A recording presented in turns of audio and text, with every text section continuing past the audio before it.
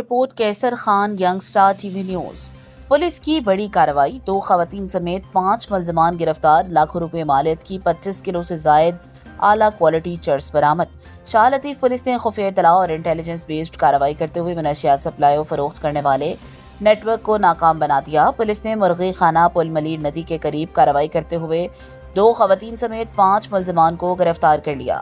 گرفتار ملزمان کی شناخت شاکر نوید، عبدالمنان نوید خالد، جبکہ خواتین ملزمہ کی شناخت فضیلہ زوجہ شاکر نوید اور زاہد زوجہ نوید خالد کے نام سے ہوئی۔ ملزمان آپس میں قریبی رشتہ دار ہیں، جبکہ گرفتار 2 مرد اور خواتین میاں بیوی ہیں۔ کارروائی کے دوران ملزمان کے قبضے سے 25 کلو سے زائد 25,200 گرام اعلیٰ کوالٹی چرس اور موبائل فونز برآمد ہوئے۔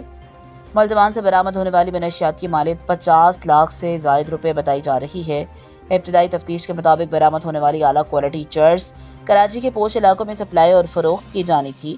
ملزمان نے دوران تفتیش مزید بتایا کہ منشیات کی فروخت کے لیے خواتین کو استعمال کیا جانا تھا۔